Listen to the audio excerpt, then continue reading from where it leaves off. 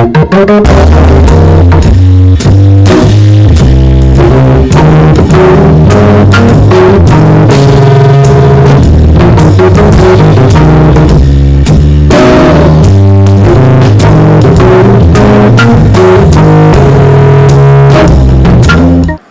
my name is Michael Williams, owner of Native Womb Advantage Consulting. And what I do is I actually run heritage seminars to teach families and communities how to trace their origins by looking into their DNA. Okay. Michael, do you want to give us a brief history on how you got started in that? I got started in looking at the use of DNA testing for ancestry when I signed on a few years ago to Roots IntoThe Future with 23andMe. That was a program that was co-chaired by Dr. Rick Kittles, owner of African Ancestry, Inc., and also Dr. Henry Louis Gates. Okay. Let's see. Do you have any other particular skills outside of that? I do. I actually have a background in direct marketing, and I also have worked with a lot of marketing firms. One was in Canada, and then of course there were a few, here in Pittsburgh. Okay. Where are you from? Are you originally from Pittsburgh? No, I'm originally from New York, Brooklyn, New York. Brooklyn, New York. Coney BK, Island. stand up. New York, stand up. Are you a Nets fan? How did you feel about the Barclays Center?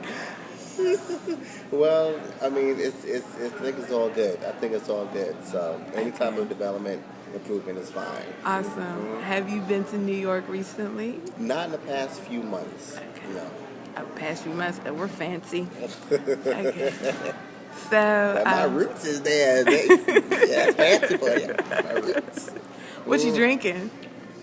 I am drinking orange mango. Orange mango from Starbucks. Looks delicious. Yes, Starbucks in the house. Yes. So you have a book as well, correct?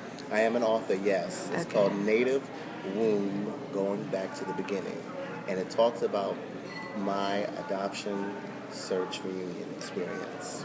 Okay. When did you first release that book? That book was first released in 2010. 2010. I imagine with that book you had to do a lot of research. So even though it was your personal experience, can you give me a little insight on the process of how the book came about and how you chose certain topics to go in the book versus other topics that might have been related to the experience? Sure. One of the main things that I found important as I created crafted the story, was that I had to find the message, and the message in Native Womb is that there's no family that's too far gone that cannot experience redemption. It's a redemptive story, and that was the vantage point that I wanted to speak from. And as far as the process was concerned, I really had to take inventory and look at that point in time, the 11-year experience that I had, having been adopted and having experienced reunification, which does not happen often for many adoptees in this country. But I went through that process in understanding the miracle, and that's what I presented to the world. Nice. Okay. Going through that miracle, what would be one thought that you would take away and want to share with others? I think that it's important that for any adoptee who is pursuing a chance to reunite with their biological relatives, it's so important that you really have an attitude of mercy and compassion, because you don't know the full story, and what's documented is half of that full story. And if you allow yourself to let things come to you and let the relationship grow, you will get all the information that you need. It took me 18 years to come to the place where I finally my roots feel settled in the knowledge of self via ancestry. So, as a adoptee, the feeling of wanting to find out who your family is, how would you recommend as a professional, and if you want to answer on a personal level, Sure.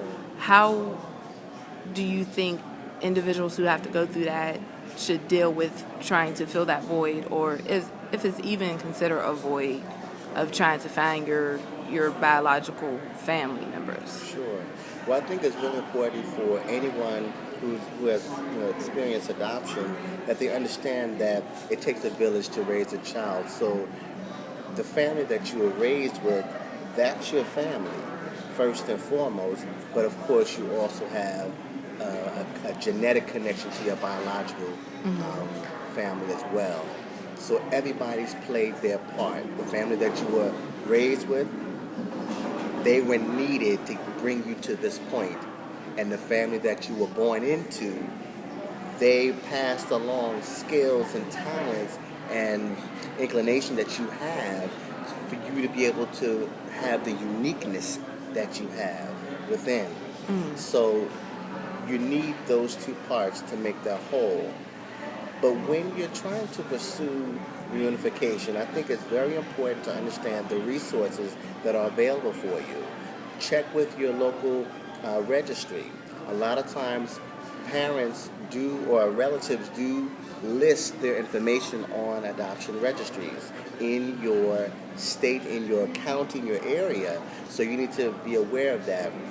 I know that adoptioncongress.org is a really good resource to let you know of different representatives in your area that can direct you to various resources that you can tap into. So, Michael, a little birdie told me that you can sing. Is this true? Yeah, I can sing. And music is in my heart. I come from a family of entertainers, singers, historians, storytellers. So it's all wrapped up in there. And I have a tendency to use the music in my life to tell stories. So when I'm presenting and I'm relaying my stories, I throw a little song or folk song in there. Give us an example. Okay, Mungu yo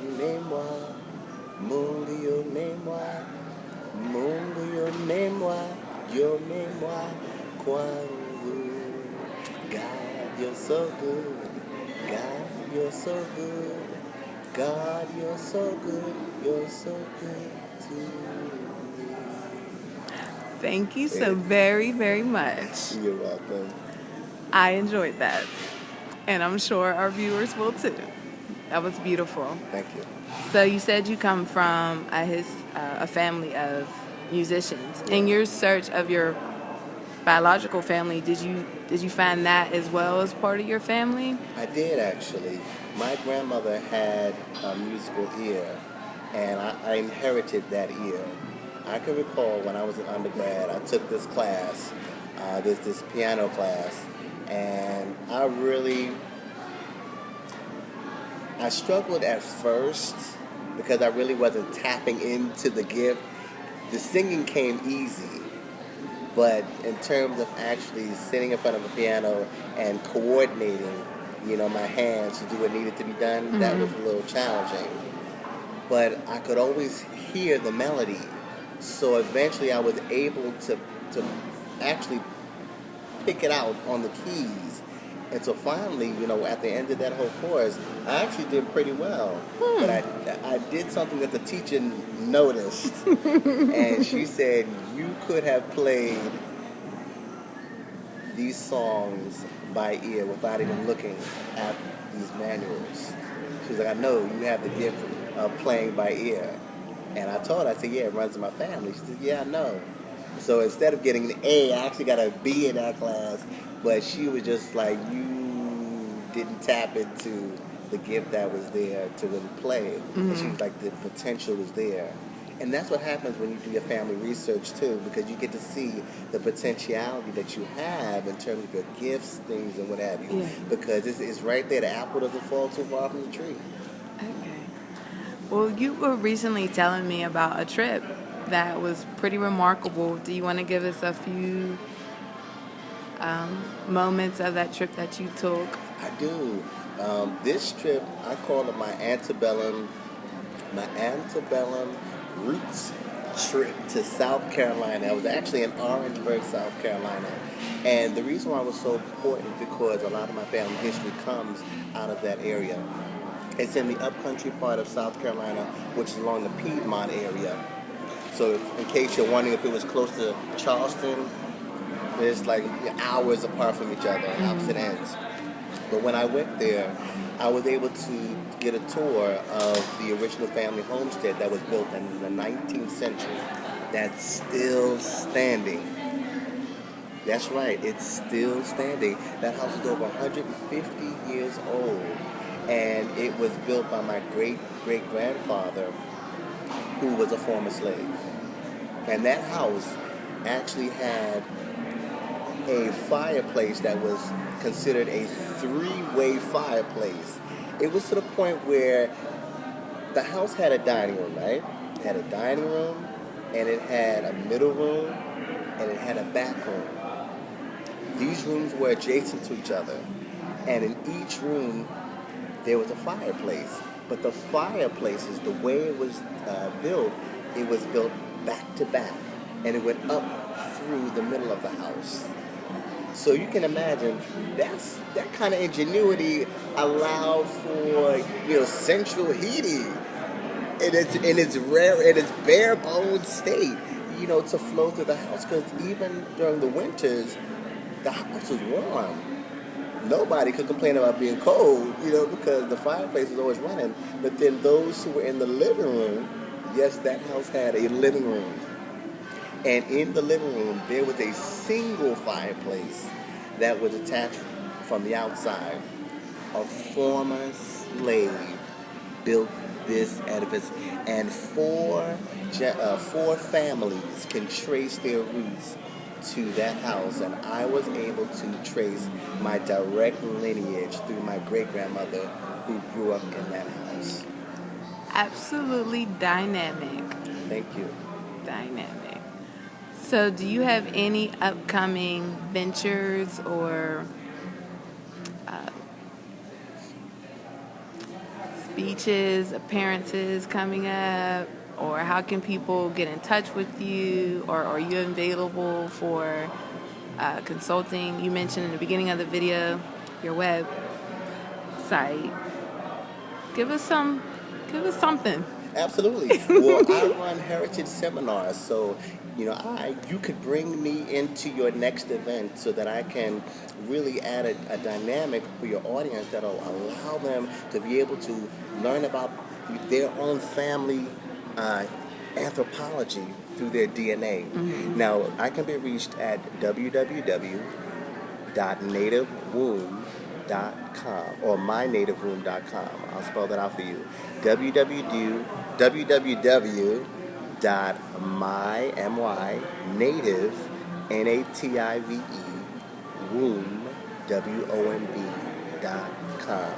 There you'll be able to find everything you need to know. I am making an appearance in June. For Juneteenth, I'll be at the Stagville Plantation in Durham, North Carolina. So I'll be doing a talk as well as a book signing there. And I'll also be at an expo in New York around May, like the latter half of May. I forget the dates off the top of my head, but I'll be in New York in May. And I'm working on something right now where I can be able to make a presentation later in the summer, around like July, August, in Louisiana, New Orleans area. So definitely you'll be able to keep track of those activities on my calendar listed on my website. And your book is available for purchase on your website as well, correct? Yes, it is. All right, well, you have one more appearance, and that is on May 10th, or is it May 9th, Yes. at the Homewood Library for the 11th Annual United Black Book Clubs of Pittsburgh Book Fair. So this will be a part of the video marketing for that. So we thank you, Michael. Thank you for having me, Erika. Wine and Words really does appreciate you. And I so appreciate Wine and Words. It's tremendous. It's a great asset to the community. If you have a talent, if you have a gifting, if you have a service that you're looking to plant in the community, you need to link up with Wine and Words because the exposure is precious. Thank you, Erika. Thank you.